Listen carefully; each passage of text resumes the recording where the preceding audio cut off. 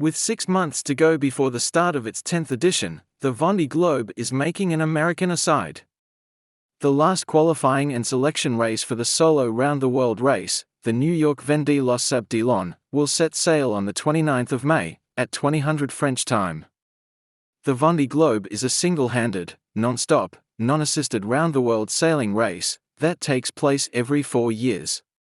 It is contested on Imoca foiling and non-foiling monohulls, which are 18 meters or 60 feet long. Vendée Globe, c'est simple. Tu pars des Sables d'Olonne, tu reviens aux Sables d'Olonne, en bateau à voile. Tu pars tout seul, tu reviens tout seul, en contournant le pôle sud. À partir de là, tu te débrouilles. Alors vraiment ce que je fais là... J'ai même pas les mots tellement c'est ouf.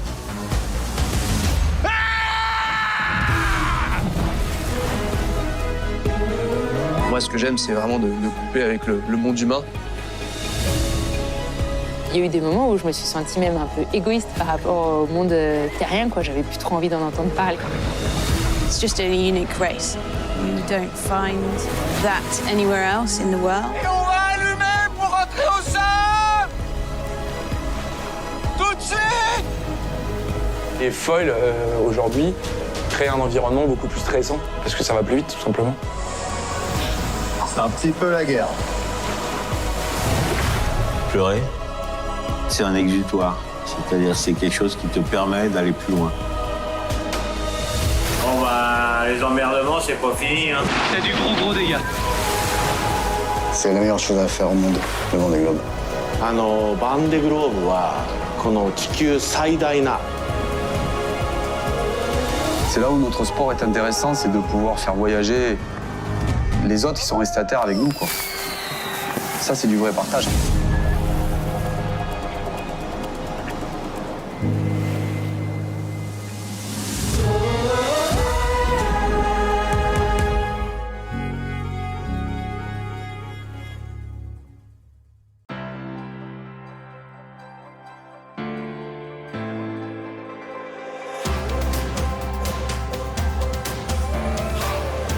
This is your weekly global sailing highlights show, The World on Water, May 24th, 2024.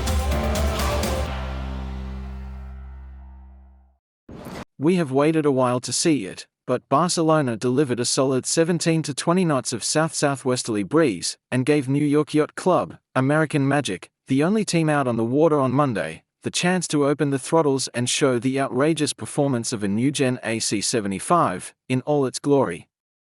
It was almost impossible for the recon teams to keep up, such were the speeds being generated, but what a fabulous spectacle, and one that every fan will want to see come the racing for the Louis Vuitton 37th America's Cup. We're here with Anderson Reggio, performance analyst at American Magic. Some fantastic conditions out here in Barcelona, some testing, some racecourse practice, and a dramatic end. Can you break down the different focuses of the day? Yeah, for us, we sort of had a tale of two different forecasts on the day, and fortunately the windier one came good, so we went out there and were able to put up the smaller head sails that we haven't seen too much yet and put them through their paces. A little bit of regimented straight line testing and then into some race practice. So you were sailing with the J3 and the J4 in this breeze. Are these your upper end sails, or have you got a J5 and a J6? Those are the sails that we have in the inventory at the moment. You know, as we progress through different designs and different codes of the jibs will come online as we get that further down the path. So what are the wind ranges of the sails of the jibs we saw today? Well, I think today we saw towards the latter half of the day there, we were averaging sort of 17 to 20 consistently, and the J4 was doing quite nice for us. We like that sail. So you also had a new rudder in place today. Yeah. It looks like a development from the legacy rudder you had previously. What's the idea behind this design? Oh, I'm not a designer on that front. You know, it's slightly different from the previous rudder, a little bit different shape to it on the vertical and a little bit of a different shape on the elevator, you know, just a progression of our design path there. Yeah, so the rudder blade is quite a lot longer than we've seen on the previous rudder. And in the light wind, we saw some quite low ride heights, and we saw a few touchdown and touch and go maneuvers. So is this rudder to compensate on that ride height? Yeah, a little bit. I mean, I think when everybody starts to look at sailing in a sea state here, you know, wanting to make sure that you have enough rudder immersion to be able to accommodate, you know, bigger waves in Barcelona than what we saw last time in Auckland. That's just one of the puzzles that everybody's trying to solve. Can we expect more rudders to be tested in the coming months? I don't believe that this is our final rudder. Pretty sure we're going to have at least something else coming out at some stage, but I don't know exactly when. So you've moved the cameras to the port foil from the starboard foil. What are you looking at there? It's similar to what we were looking at the other foil last week, just trying to get some images of the foil from a different angle that we don't get from any of the other cameras that we have on board. Is it to do with the flap movement and the mechanisms in the flap, or is it more about ventilation? It's a bit of both, really. Yeah. And actually, we'll end it there. Thank you, Anderson. Okay, no problem, guys. There we go.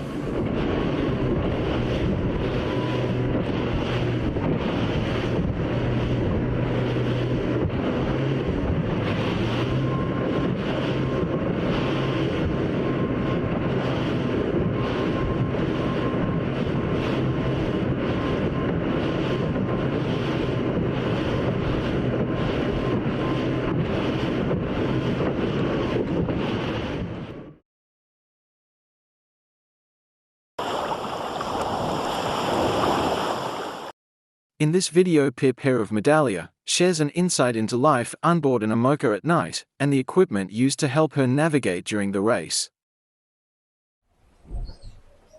A few of you have been asking about how we manage sailing at night time, especially kind of use of instruments and lights and all of that sort of thing. So I thought I'd run you through a bit of my setup here. So first of all, torches. At night time, I wear a head torch all the time. Now this one will go red, a red light, and it's got a bright white light as well. Now, the red light helps with your peripheral vision. So if you use a red light at night time, you're able to see more of what's around you. So you're able to maintain some of your night vision and have better peripheral vision. But if you use a white light, it very much focuses your attention on wherever the light is shining and to the detriment of everything else around you. But it also blinds other people. So being a solo sailor, I use a white light on my head torch most of the time, because actually sometimes finding colours, particularly with a red light, is quite difficult.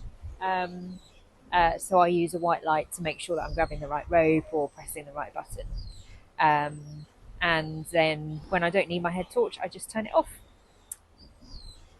Next, the instruments. So you can see they are lighting up the cockpit quite a lot here. So it does mean that when you're in the cockpit, you can be a little bit blind to what's going on outside. So it's important to stick your head out of the bubbles here and look outside the boat as much as you can. But we rely hugely heavily on the instruments, on radar and AIS for situational awareness, and then on the data that you can see here for understanding how the boat's going. Now, each of these displays has been dimmed. So at night time, I change the colour balance of the displays to be more red than white. And I can also change the brightness of them to dim them right down. So they have the least impact, but I still need to be able to read them from a distance, so they can't be too dim. We use AIS a lot anyway for our situational awareness, especially when there's one person on board. You can't be everywhere all the time, but it's not always that easy to look out from a distance. When you're travelling at speed, it's not always easy to see potential collision targets in a good time frame. So you rely on technology, and AIS is one of those technologies. That's the automatic identification system. And so you can see here we've got a vessel just off our starboard bow. So that is travelling at 14 knots.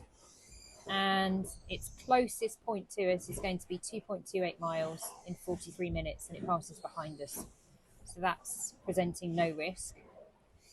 but I've got alarms set up on here. So if anything is going to cross within a mile of us, an alarm will go off, which means that we can monitor it closely and make sure we pass at a safe distance. And if necessary, give them a shout on the VHF just to make sure we've both seen each other and we both know what is going to happen. This screen here shows really nicely the currents in this area. So you can see the winding one here that's looping around. That is the Gulf Stream. So that's the one that's coming up from the south. That's the warm water.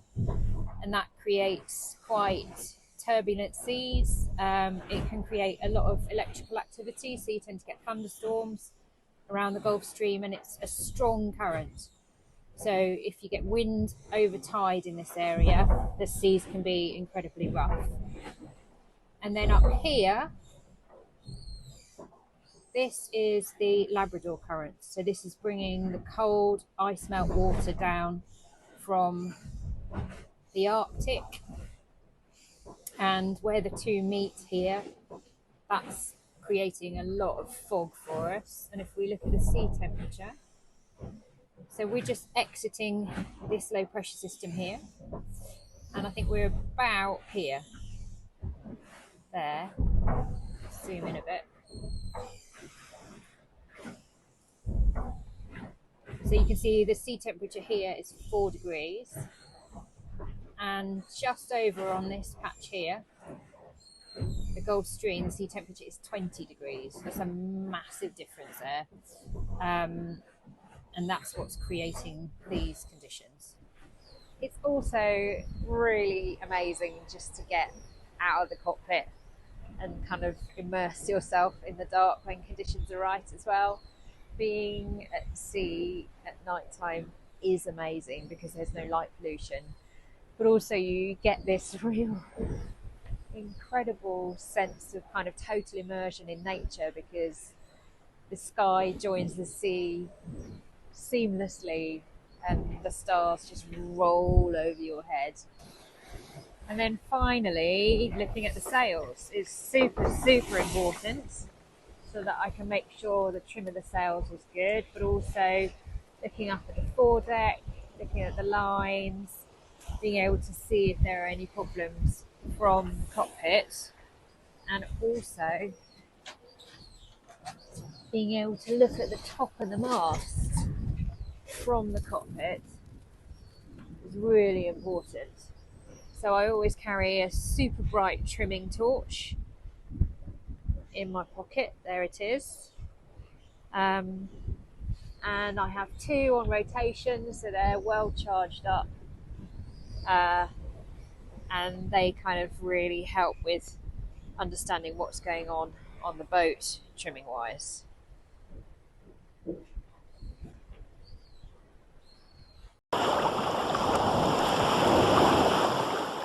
Nearly 400 miles away from the first finish line, and Ha Long Bay, Vietnam, has now entered the intertropical convergence zone. With the lead yachts being around 50 nautical miles from this finish gate, the tension, along with the ever-rising temperature, will be hotting up as teams battle it out for the podium. Race 11 offers a unique challenge on the circuit, as there are 6 mandatory finish gates in place along the race route in the run-up to the finish line. These are in place due to the fickle and ever-lightening breeze as the fleet sails south into the doldrums. Any of the mandatory finish gates could have been selected as a finish line by the race committee. This is so the fleet doesn't end up getting stuck in zero wind and can make its transit through the Panama Canal. Day 13 of the race, it's the 15th of May. The race is now in a new phase. The strong winds we've had previously are now beginning to ease back, and we're now getting to a light wind area. We're currently in second place overall. We tuned out in the lead. We anticipate the wind going light behind means that the boats will start to concertina and catch up. So this is our present location just here, the red vessel. And if I zoom out, you can see way down here is the first finishing line. And currently that's about 450 miles. So once we cross the first finishing line, the race is not over. There are in fact a series of 7 finishing lines. All potentially could be the last one that we cross.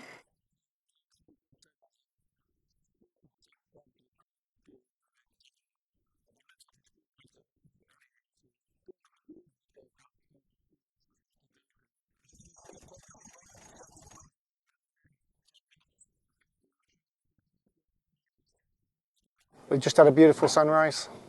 It's quite exceptional this morning. And to top it all, we've just found out that we're first.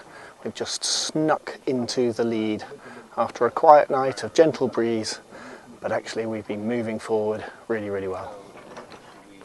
So from the cruise perspective, we have slowed down a lot. We're doing less maneuvers and it's really hot, especially down below. Yeah, we keep ourselves busy with reading books and playing games and watching birds.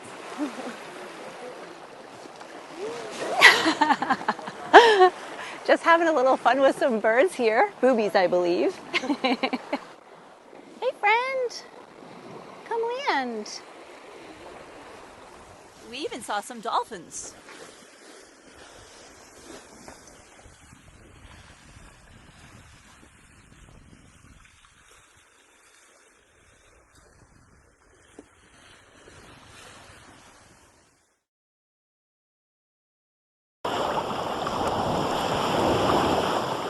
Max Marder, Singapore, and Lauriane Nollet, France, successfully defended their titles at the 2024 Formula Kite World Championships on May 14 to 19 in Hyères, France.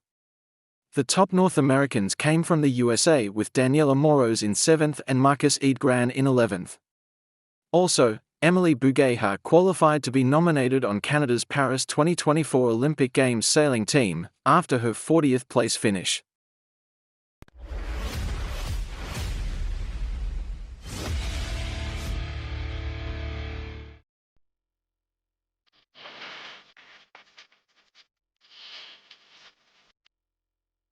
Max Mader and Lauriane Nollet have successfully defended their Formula Kite world title. There have been times over the past week when others rose up to challenge the riders from Singapore in France, but in the end, Mader and Nollet were just too good to be beaten.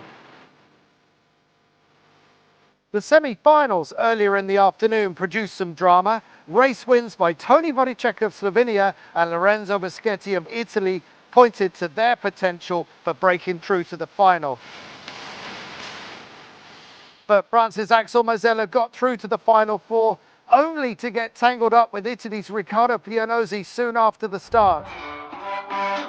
This left the way clear for Mader to win the world title at a canter. So Singapore takes gold, silver for Pianozzi, and bronze for Valentin Pontus of Austria. Ellie Aldridge was the only non-French rider in the women's final.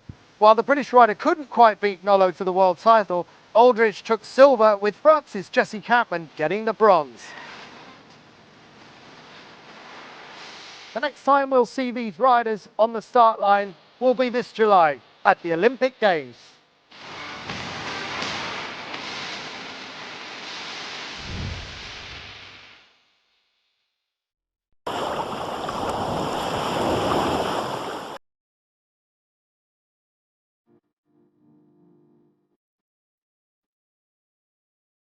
The first slalom champions of the year have been crowned at the PWA Youth and Junior World Cup in Aruba, the opening event of the Youth Slalom World Tour, which will also see contests in Bonaire and Turkey, with other possible events still to be announced.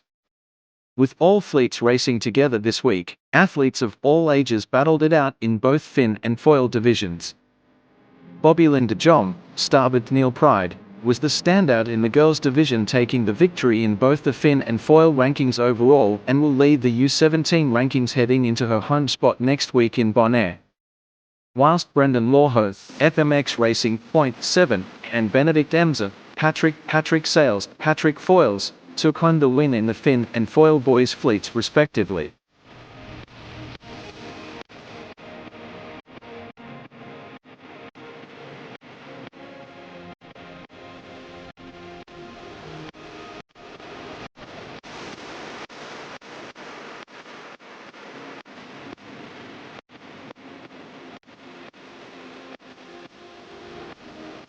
In the under-17, Storm Nicolai, Duotone, and Tycho Smits had some fierce battles all week on both the fin and the foil.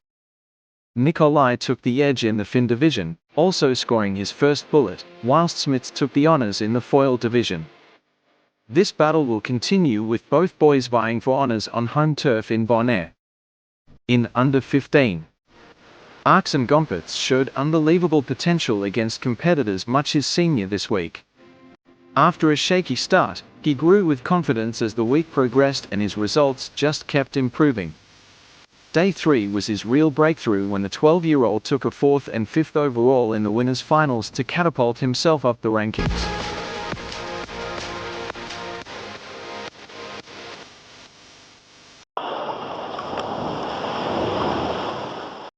The Wingfoil Racing World Cup Turkey began on May 22nd, although a lack of wind prevented the first race from going ahead. Instead, the riders put their competitive instincts into an evening competition on Audi e-foilers, electric-powered foiling boards that fly above the surface at up to 30 knots. Be watching The World on Water for more reports. If you're not dying, you're not trying. That's what Karolina Kluzinska, the Polish rider, said to me when she came ashore. The race today that we'd hoped to get on day 1 of Wingfoil Racing World Cup in Turkey wasn't able to happen, not quite enough wind, but Karolina was one of the few that got up and foiling just by sheer cardiovascular effort and just pumping like crazy. But anyway, we need a little bit more wind than that.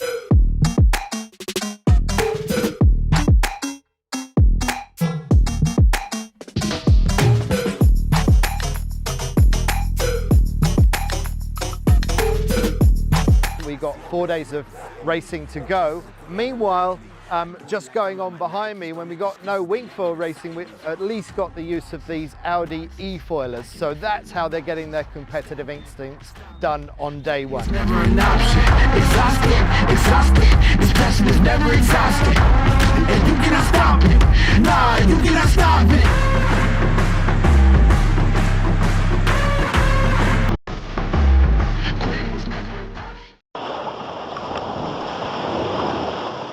The Australian Boat Show season has started with the May 23rd Century Boat International Boat Show. This is their promotional video.